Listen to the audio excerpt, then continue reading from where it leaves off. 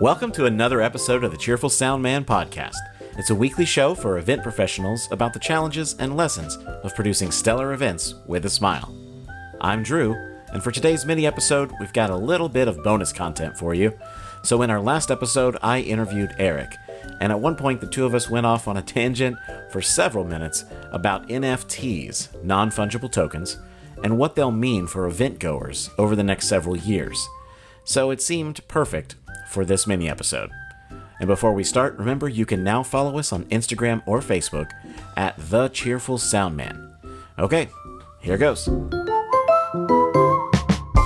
Oh, a big one I would say that I missed would be, I think, NFTs from an experience perspective. So actually one of the artists we worked with last year, Wax Motif, he's a DJ, he has like Wax Coin, and those elements will give you, like if you have the Wax Coin, you get, it's like fan club membership as well as some VIP things. Now there's a lot to suss out with that, because if you buy directly from the artist and you have the VIP experience, now you show up and the local promoter is paying for everything.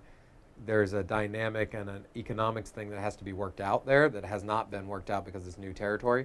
So does the artist then pay for the VIP experience? Like who's paying for that because the artist is getting the revenue from the VIP experience? So there's a whole, it's kind of the Wild West of that, but I do feel like, I think within 5 years, that's going much more rapidly than AR or anything else. Yes. And I think you're going to see that because, Gary Vee launched his thing, V Friends or whatever, and one of the big elements of that is not even necessarily the silly little drawing or whatever that goes with it. It's the entrance to his conference yearly. So it's the actual experience that you get with it.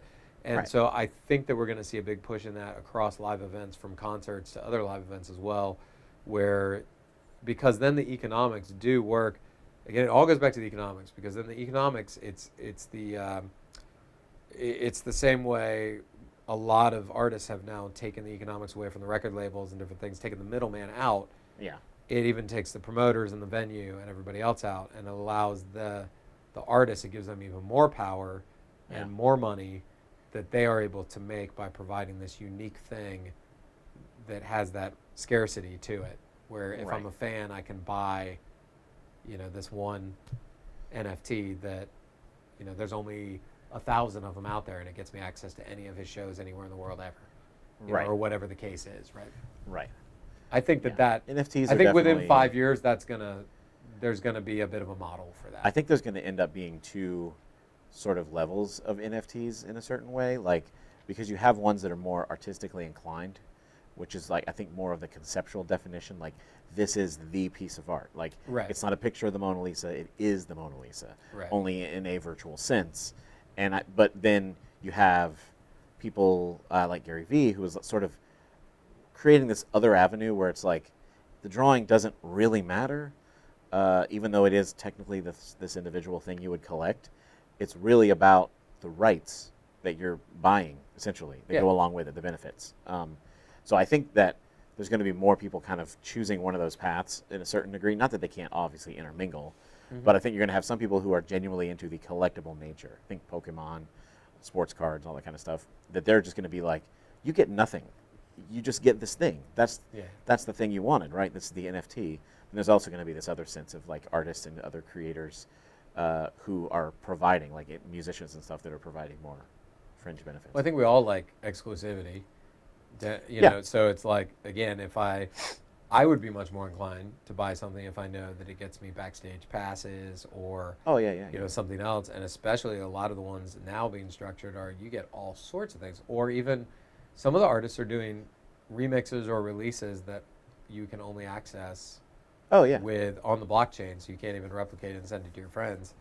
Right. But you can only access it through those, that NFT channel. And I think that, money is always going to win out, and I think the economics of that are very heavily in the creator's favor, which is, I think that's a good thing. I think it encourages creation. Oh, yeah. My only concern, like with the V-Friends thing, is because I think it was like you get 3 years of his conferences. Yeah. So, like, what is the value of a V-Friend NFT 4 years from now? Like, you've already gotten to play tennis with him. Whoever bought that one, you've already gotten to play basketball with him or sit down and have dinner with him. All of the benefits have been sort of used up, if you will. Right. Now it is just a physical collectible that represented something that happened in the past that didn't happen to you. Well, I think that's still part of the beauty of it, is it's got that double whammy of like, okay, it's also a collectible. Yeah, well, yeah. Assuming people yes, can the see it value as a definitely collectible. goes way down Yeah, after the initial use case is out. Right. And the same would be, so I think, okay, so it's always been a thing to save your concert tickets or your base. Like I have tickets from the baseball games I go to. Like, so I'm not even a huge baseball fan, but I like going to baseball parks. So when I went to Fenway, my tickets are over by my desk over there from Fenway. And Absolutely. so I saved those. So That's the value the of the difference. game's gone, right? Yes. The game's come and gone. I mean, I could watch it on Oh, YouTube yeah. or something. The No, game's for the over. I'm person not ever who going to watch uses it it. again. Yeah. But I think there's this idea, and maybe this is just something that I've heard from some circles about NFTs, is they have it the resale. Because then, if I sell my NFT, my VFriends NFT, I get to sell it for whatever it's worth, and then Gary still gets a cut of that because it's a resale of his NFT, and then I make money off of it, and then he makes money off of it. So, but that's where I think the ticket stub analogy breaks down, because like I'm not going to buy, who if I have somebody else's Fenway Park ticket from 4 years ago, I don't care at all.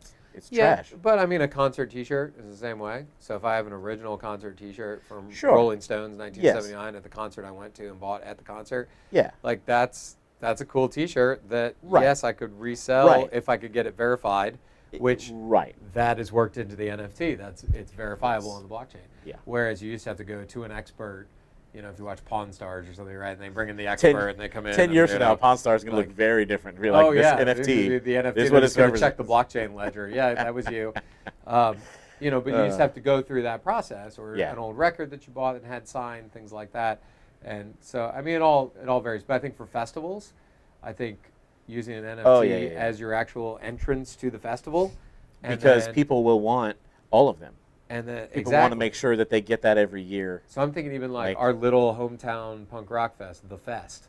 Yeah. Think if they had an NFT, I mean, they're 19 or 20 years in now, so obviously they can't have them for all 19 years. But think of each year Or could they?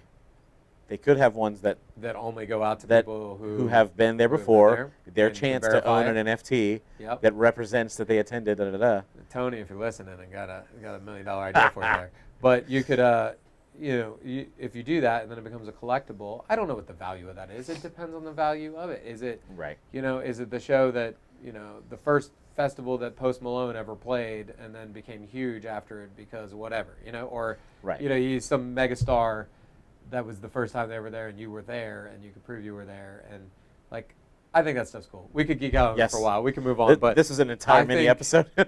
I think that I kind of missed that in the first pass, but I think that is something that will definitely be fairly mature within 5 years. I think the next, I would say, 21, 22, 23 is going to be a lot of figuring it out for the marketplace of Yeah. how it's going to work, what works, what doesn't. Yeah. And then I think it'll be pretty mature in 5 years. I think it'll be happening. Thanks for tuning in to another episode of the Cheerful Soundman podcast. If you like the show, it would be awesome if you could subscribe and leave a review on Apple or Spotify podcasts. That would make our day. And follow us on Instagram or Facebook at The Cheerful Soundman. Either way, thank you for tuning in, and we really hope you enjoyed it, and hopefully you got a little something out of it too. Can't wait until we share the next episode, which will drop next week, so stay tuned, and until then, don't suck, and don't be a jerk.